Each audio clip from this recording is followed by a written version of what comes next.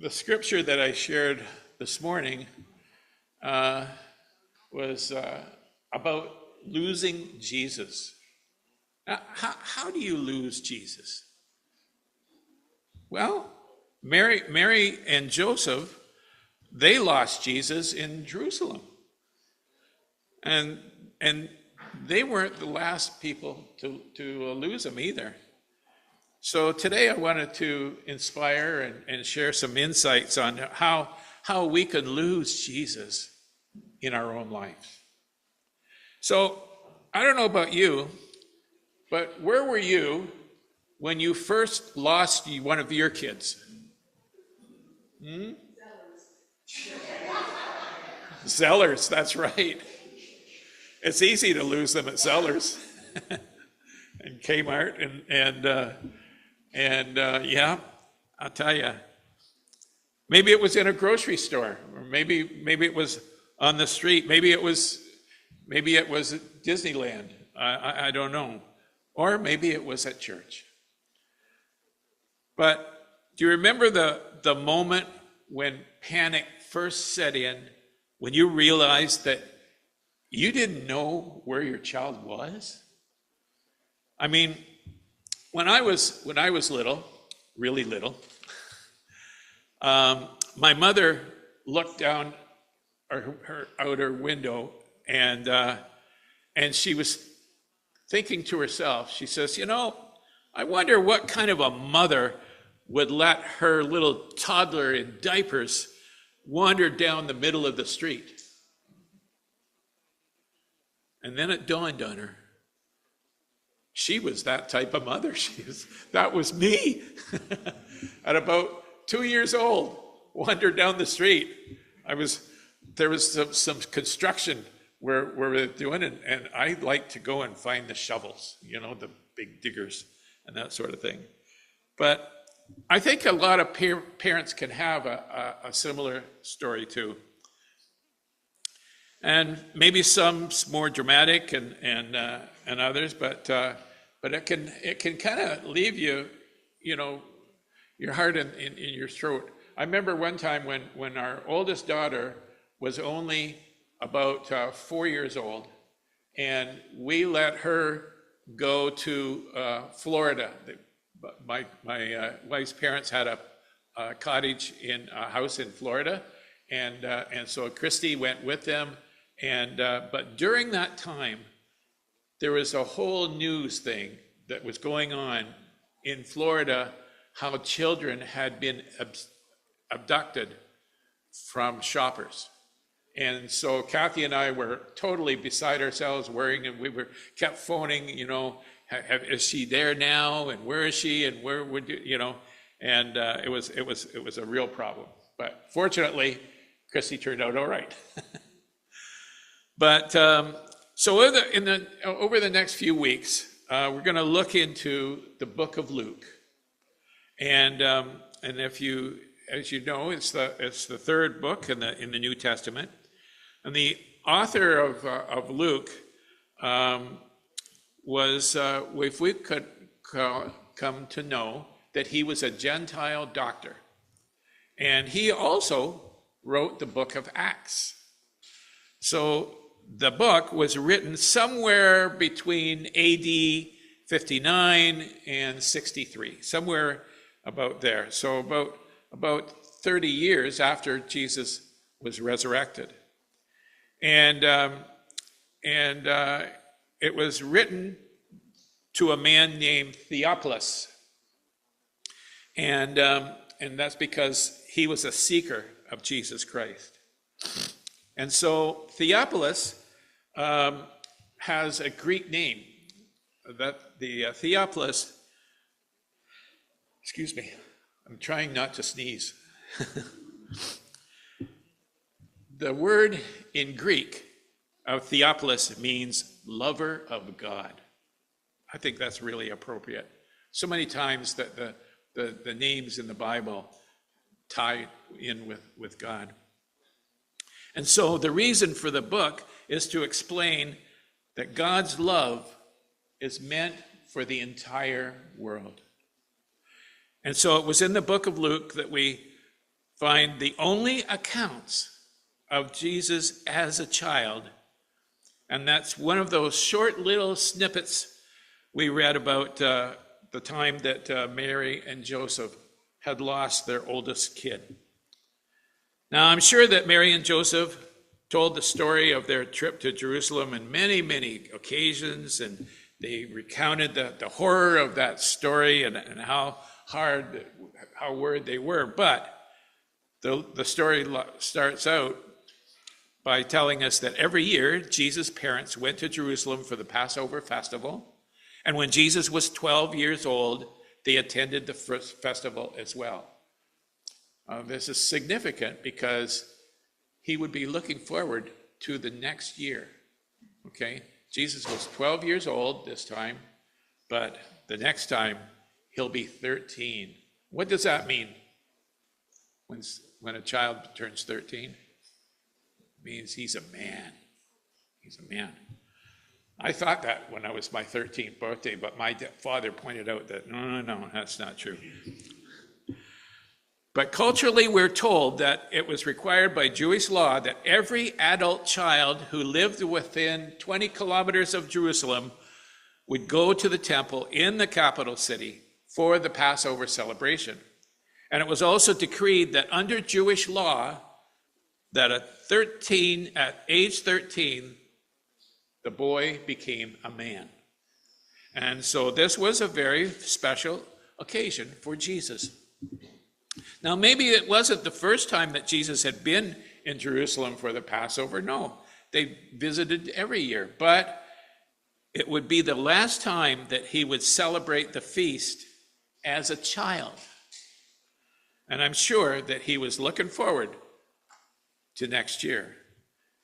The Passover celebration lasted for several days, and it culminated with the feast, the Passover feast. And that was the biggest holiday in the Jewish faith, and that was a major celebration. Mary and Joseph and their family would have been there with friends and extended family and all the family from Nazareth. And we're told that they probably didn't travel alone on their trip to Jerusalem. Those in the know tell us that in all probability, the women and the children would have traveled as one group, and the men would have traveled together as another group. You know, you only have to go to a social function today to realize that things really haven't changed much. When Kathy and I go to a party, she's there with the women. They're comparing recipes and that sort of thing, and I go hang out with the guys. So things haven't really changed. But we're told that the women and children would have left early in the morning when it was after the celebration, and that they would travel slower while the men would have been left behind, and then later they would have traveled faster and he would catch up. But because of Jesus' age, he could have traveled with either group. So he kind of had a choice to make. Young enough to still travel with the women and children, but if he wished to be, he wanted to stay and hang out with the guys. So that's where the trouble started. And that's where, when Jesus got ready to head out with the men, he assumed that Jesus must have been with his mother. And meanwhile, Mary had probably assumed that Jesus would follow along with the men and the boys. So you know what happens when we assume something, right? You know what it means. So anyway, something was wrong. So I continue to read the passage, and after the celebration was over, they started home to Nazareth, but Jesus stayed behind in Jerusalem, and his parents didn't miss him at first because they assumed he was among the other travelers. But when he didn't show up that evening, they started looking for him among their relatives and their friends. And when they couldn't find him, they went back to Jerusalem to search for him there. So they'd gone part way, and now they had double back, okay? So you can try to imagine. So Mary and Joseph would have split up and became canvassing with the other groups. Have you seen Jesus? Have you seen it? Nope, nobody's seen him. And so by the time they finished, it was pretty apparent that no one had seen Jesus throughout the entire day. So when they couldn't find him, well, they left the group and they went back to Jerusalem on their own. First, they went and checked out where they were staying, and no, he wasn't there. So how could they find him? Well, they came from this little town of Nazareth, and Jerusalem was the largest city in the whole country. So, it's not really like Toronto, but certainly it would have been a hard thing for them to search. And so they hunted, and they went back to their accommodations, and Jesus wasn't there. And then they went to where they'd eaten, maybe the restaurant that they went to. And Jesus wasn't there. And they looked up their new friends and that they had made during the time there. And no, they didn't find Jesus there either. And so we aren't told, but we assume that he went to the authorities, that they went to the authorities with no results. And they checked with emergency health care and see if a 12-year boy had been turned on. Nope, nobody said. So we don't know if Mary and Joseph had brought their own children, because Jesus was the oldest, but we don't know if they brought the rest of their kids with them. But anyway, they sent them along with the other family members. So when it seemed that they had exhausted every possible option, 3 days later, they finally discovered him in the temple, sitting among the religious teachers, listening to them and asking questions. I think that's pretty cool, I think Jesus is starting to sense maybe, I think there's a connection here somehow. We don't know what took them to the temple, but anyway, that's where they ended up. So whatever it was that took them to the temple, it took them to their son, and that's what it's like. When you're looking for something, you always find it in the last place, right? Well, that's one of the dumbest things that people say. I say that a lot. But just once, wouldn't it be nice to hear somebody say, yep, I found what you're looking for. It's in the third of the last place you looked. And if I had a list of places to look where I was looking for something, well, then I would be able to find it, and then I could not have to keep looking. But in this case, it makes you wonder, well, what would have happened if they had gone to the temple first to ask for prayer before they looked all over Jerusalem? But Mary and Joseph were probably a lot like most of us. We try to do things in our own strength first, and only after it becomes apparent that we can't do it, then why don't I ask God? Yeah, maybe Jesus will help. But they were looking for Jesus. So I wonder about the range of emotions that Mary and Joseph must have felt when they saw that Jesus right there, perfectly safe, having a conversation with the teachers of the religious law. They might have said, like, I can't believe that you're all right. And here we were so worried about, what were you thinking? Your father and I were worried, and it appears that somewhere in the middle of all that worry, you understand that,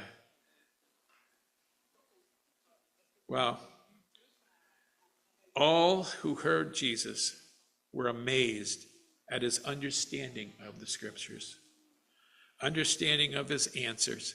His parents didn't know what to think. Son, his mother said to him, why have you done this to us? Your father and I have been frantic, searching for you everywhere. Well, that's a pretty good motherly response, don't you think? It's loaded with guilt, Yeah, you should be guilty about that. But we can read that in a number of different ways because, well, we don't really know the tone of the voice that Mary used, the volume of her words, the look on her face, or whether she was hugging Jesus while she was thanking him. But why did you need to search, he asked. Don't you know that I must be in my Father's house? Well, it might be blasphemy, and you might think you need to stand back in case lightning were to strike. But reading that, I think I would have reached out and give him a little slap. Come on, what are you thinking? But I've never hit any of my kids before, so. But there's been times where I wanted to. But most of the commentators agree that this was a very pivotal point in Jesus' life. That's right there. That's the point when he began to become aware of who he was. And possibly it'll start to sink in about the task that lays before him. There are all kinds of stories and legends and tales of Jesus as a child, but this is the only biblical account of Jesus' childhood.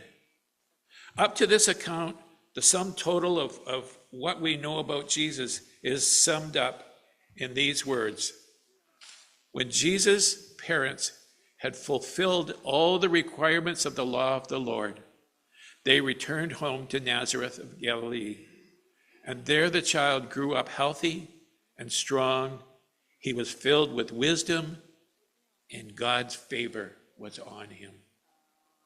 So we don't know all the intricacies and the mechanics that went into God becoming man, but somehow I doubt if he had a full awareness of who he was before this point. If he was to truly experience what it was to be fully human, how do you do that with an awareness that you are God at the age of 3? How did that ever happen for you as he was growing up? In the movie Bruce Almighty, has anybody seen that movie, Bruce Almighty?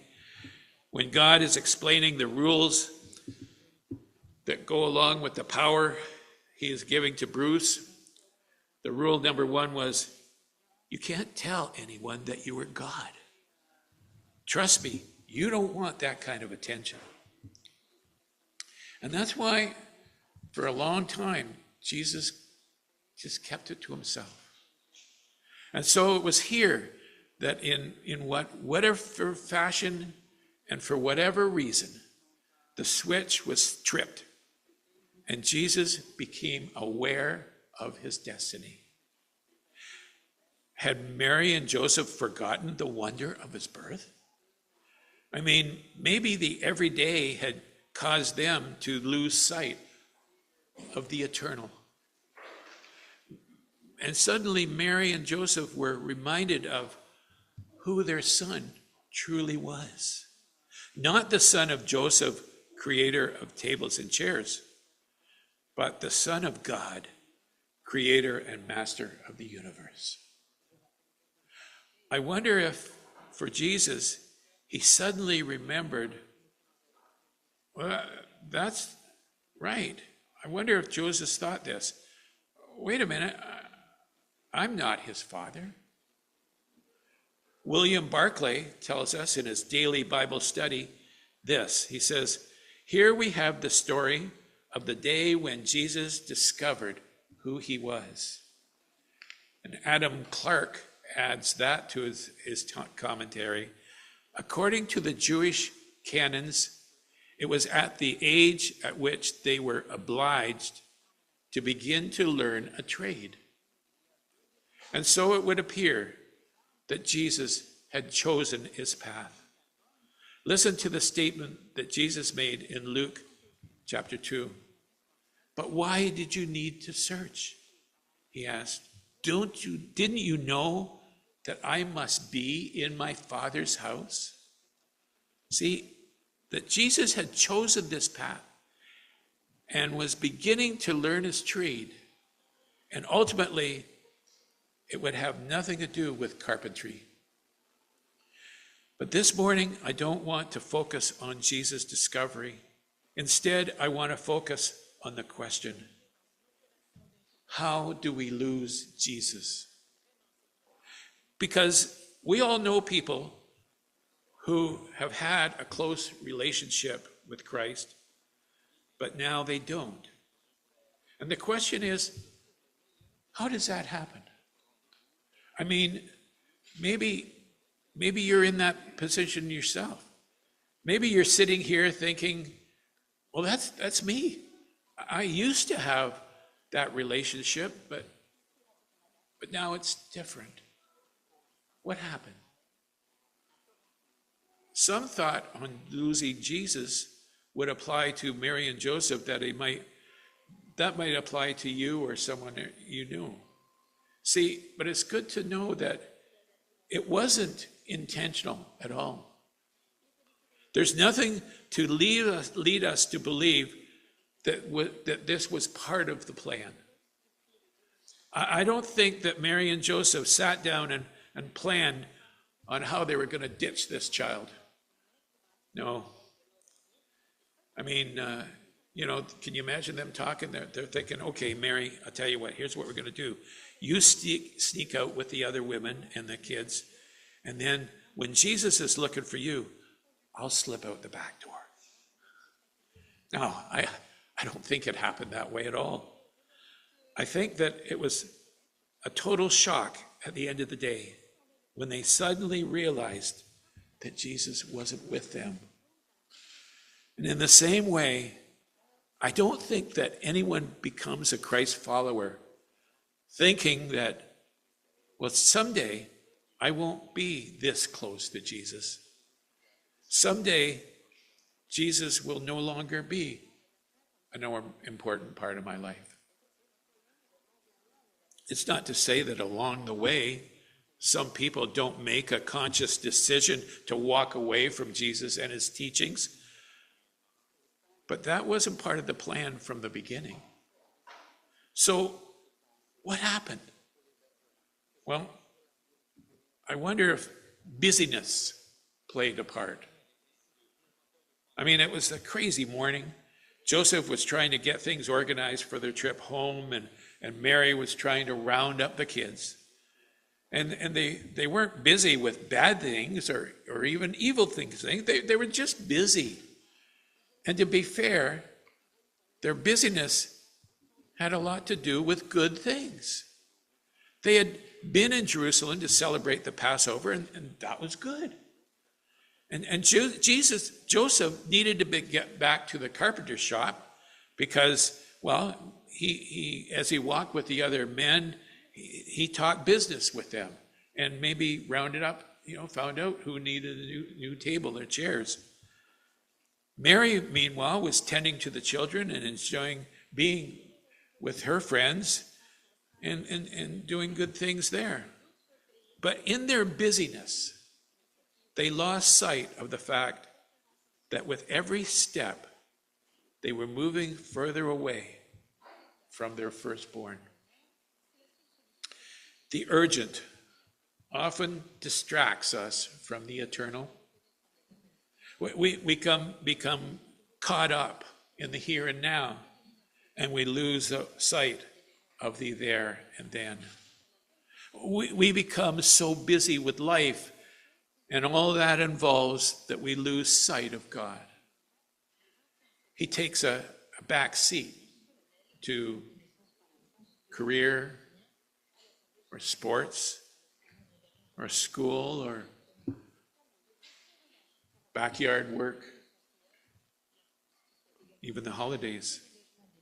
Not bad things, but we can become so busy that we miss the most important things. My dad used to say to me, the hurrier I go, the behinder I get.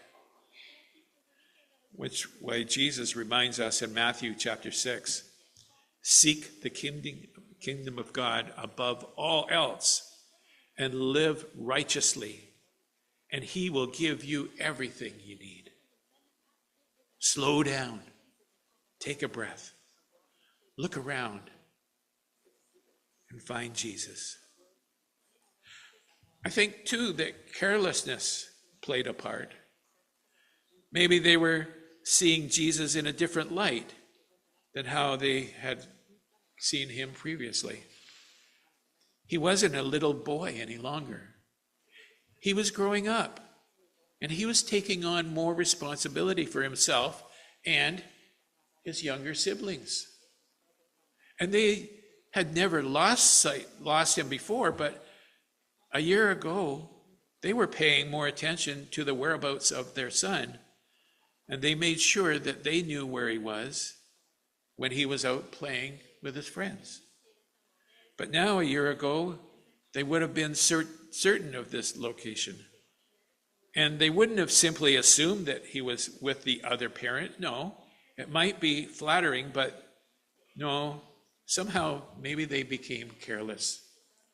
To a certain degree, if we look at times our children have gone missing, well, that sometimes those is through carelessness.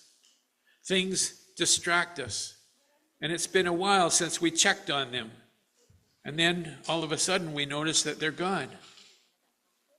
If we're honest, when we discover that Jesus isn't where he's supposed to be in our life, then it can often be traced back to the carelessness. Do you remember in the book of Revelation, John is reading the letters to the 7 churches of Asia, and he received a vision from Christ. And to the church in Ephesus, these scary words are written, "But I have this complaint against you. You don't love me or each other as you did first." Or the New King James Version says, "Nevertheless, I have this against you, that you have left your first love." The Christ followers in Ephesus didn't love Christ the way they had once loved him. And that happens if we're being truthful about that. The flames of love might not be as hot as they once were. And that happens for the same reason that it happens in other relationships. We take ourselves for granted and we get careless. Sometimes Kathy reminds me of that.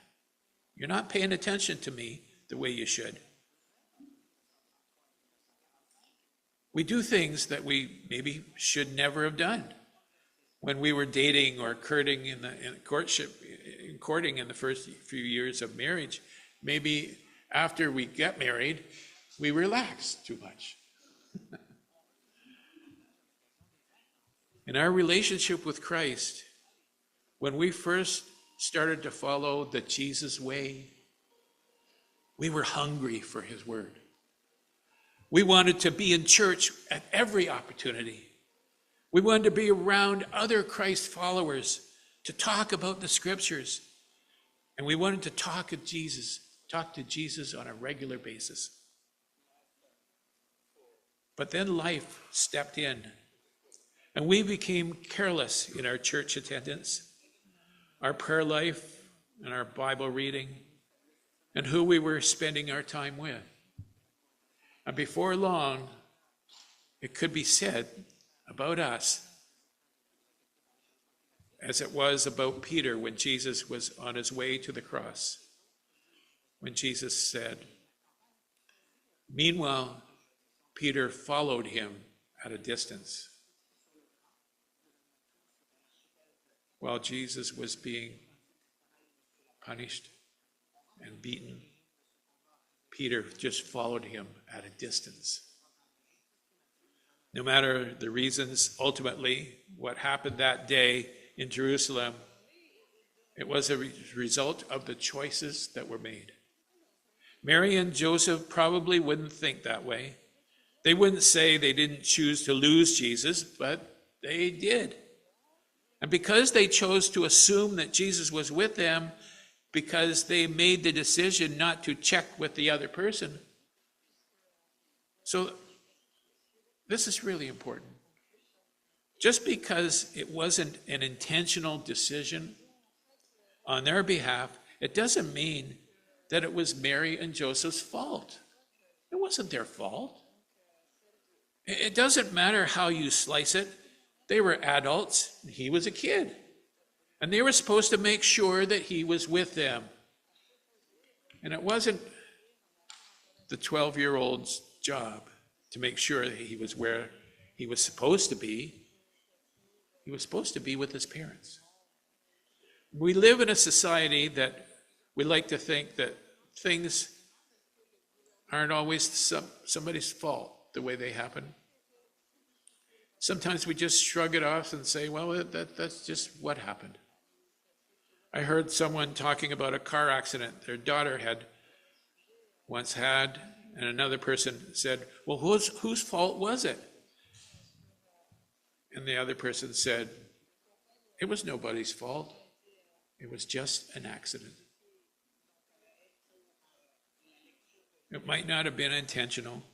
It may have been an accident, but it was still someone's fault. Unless the ground in front of her suddenly opened up and swallowed her car, and a meteor landed in front of her, it was somebody's fault. But you see, I think that we get faultless and blameless mixed up. You see, I tend to be a bit of a klutz. And if you've invited us over for tea and cookies and served tea in my great-grandmother's fine china, and I accidentally set my cup too close to the edge of the coffee table and it fell on the floor and it broke, you might say, well, it was nobody's fault. But that would be incorrect. It would be blameless in the sense that I didn't mean for it to happen, but it still would have been my fault for putting the cup too close to the edge of the table. And to a certain degree, if you knew me, you would have to say you were at least partially at fault because you didn't serve me out of plain plastic or stainless steel. If your relationship with Jesus isn't what it used to be, it's because of choices you have made and decisions you have made on how to lead your life and what would be a priority to you. I like the story about the old farmer and his wife driving along in his pickup truck. And she asked him, hey, how come we don't sit all side by side, all cuddled up like we used to? To which the farmer said, I didn't move. And here's the reality. If you find yourself moving further away from Christ than you were before, he didn't move. Jesus didn't run away from Mary and Joseph. He didn't leave them behind. They just left him behind. And here's the good news. You can choose to come back to Jesus. Mary and Joseph could have chosen to keep on going. They could have rationalized that it was too much of a problem to go back to Jerusalem. They were already too far away to go back. Well, Joseph's got business at home, and we got to get home and take care of this. Besides, we've got our other kids. But they didn't choose to leave him behind. They went back to find him. And it took time and energy and tears until they found him. What will it take for you to get back to where you were in our relationship with Christ? to rediscover your first love? I don't know, but you do. Like any relationship, your relationship with God requires work and effort.